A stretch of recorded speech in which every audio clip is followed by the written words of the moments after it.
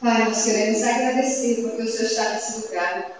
E o Senhor já ministrou para nós a sua presença maravilhosa, Senhor. A tua presença que traz vida, que cura, que restaura, que faz com que o nosso ser tenha sentido para viver, Senhor. Nós te agradecemos e nós colocamos o nosso coração. Queremos colocar o nosso coração ligado agora ao teu coração, para que o Senhor fale conosco, para que o Senhor ministre a tua verdade, para que a tua verdade se sobreponha, Senhor, se sobressaia diante de todas as coisas que há dentro de nós. Que todos os pilares, os fundamentos errados que tenham dentro do nosso coração seja derrubado, Senhor. E seja erguido agora aquilo que o Senhor quer, a tua verdade, a tua palavra, a tua revelação daquilo que tu és e daquilo que nós devemos ser em ti, Senhor. Que convém que eu diminua, Senhor, que eu possa agora entrar, me esconder na nuvem da tua Shekinah, para que o Senhor se sobressaia aqui, Senhor, o seu ministro diante de todos nós, Senhor, a nós, a mim, a cada pessoa que aqui está nessa noite. E que a tua palavra, Deus, traga vida, restaure, redirecione os nossos caminhos, para que a gente possa viver como filhos e filhas do Senhor.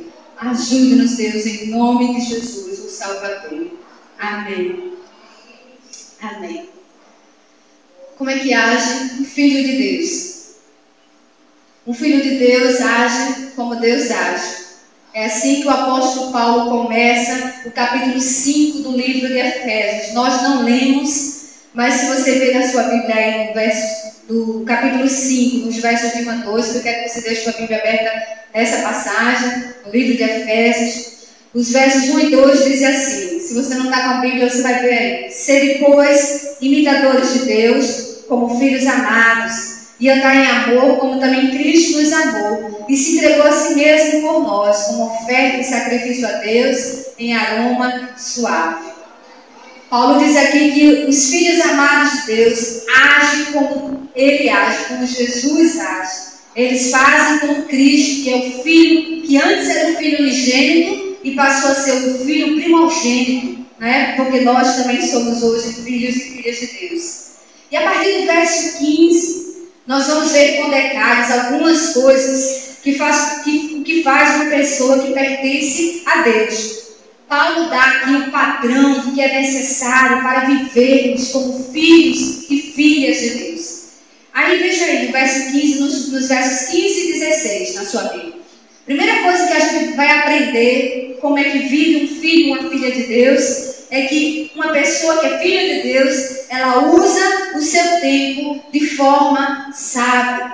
Veja os versos 15 e 16. Portanto, vede prudentemente como andais, não como nécios, e sim como sábios, remindo o tempo, porque os dias são maus. Junto da língua, o tempo é uma das coisas mais difíceis de ser domada. Não é verdade? Ele é, na maioria das vezes, desperdiçado, ele é usado de forma inadequada. Muitas vezes nós desperdiçamos o nosso tempo com coisas que não têm importância e perdemos de investir tempo com coisas de extrema importância. A Bíblia diz aqui que nós devemos usar de sabedoria para priorizar o investimento do nosso tempo naquilo que é importante, naquilo que é essencial. E devemos usá-lo de forma certa e de forma equilibrada. O livro de Eclesiastes, no capítulo 8, no verso 6, no comecinho, ele diz assim: existe um tempo certo e um modo certo de fazer cada coisa. Há um tempo determinado pelas horas, né? Desse relógio aqui. As horas, os minutos e segundos, que nós chamamos de cromos. E há também um outro tempo, um tempo determinado pela eternidade, um tempo do céu, que é chamado de Kairos.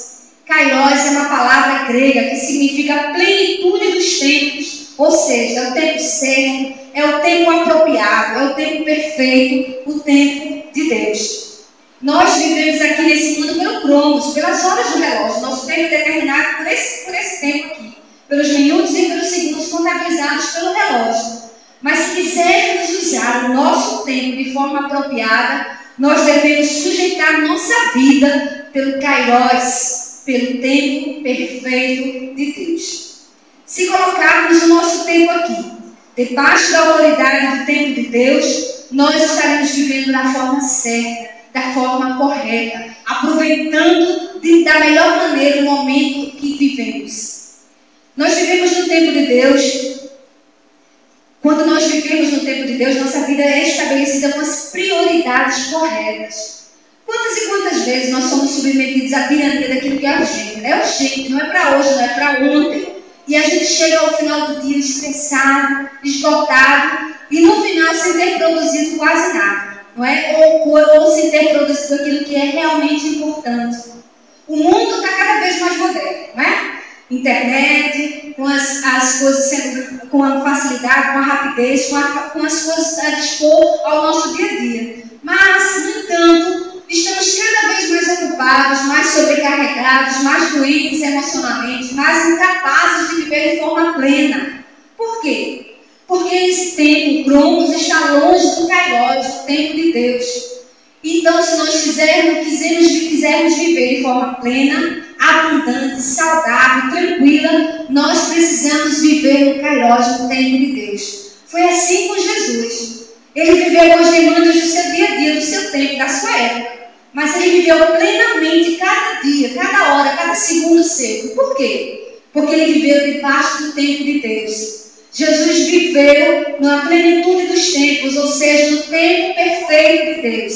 Ele nasceu no tempo certo, começou o seu ministério no tempo certo, ele foi morto no tempo certo ele ressuscitou, no tempo certo ele ascendeu aos céus e no tempo certo ele voltará. Aleluia, né? Então, se você é filho de Deus, há uma plenitude, há um tempo certo de Deus para a sua vida. Preste bem atenção nisso. E Deus quer que você viva neste tempo certo. Ele quer que você aproveite, desfrute do melhor, valorize aquilo que é importante, fazendo a coisa certa no momento certo. E isso só é possível quando você submete o seu tempo ao tempo de Deus. E como é que nós podemos submeter o nosso tempo ao tempo de Deus? A primeira coisa que vai garantir que você vai submeter o seu tempo ao tempo de Deus é garantir que você tem o tempo de Deus na eternidade. Tempo com Deus na eternidade, né? Se você não tiver certeza que estará desfrutando do tempo da eternidade com Deus, eu quero dizer para você que primeiro você não é filho de Deus, porque os filhos de Deus têm essa certeza. E segundo, você não poderá desfrutar do tempo de Deus aqui na terra, nem na eternidade, nem aqui na terra. Preste bem atenção nisso, isso é muito importante para todas as pessoas. Deus ama a todas as pessoas, mas Ele reserva grande parte de suas bênçãos somente para aqueles que são seus filhos. Isso é verdade. E nem todo mundo é filho de Deus. Todas as pessoas são criaturas de Deus, são feitas por Deus, mas apenas aqueles que entregaram suas vidas a Ele é que são filhos. E estes desfrutarão do tempo com Ele na eternidade. Então, queridos, o primeiro passo para você desfrutar do seu tempo de forma correta é assegurar que o tempo do futuro, o tempo da eternidade está garantido com Deus. Amém? Amém.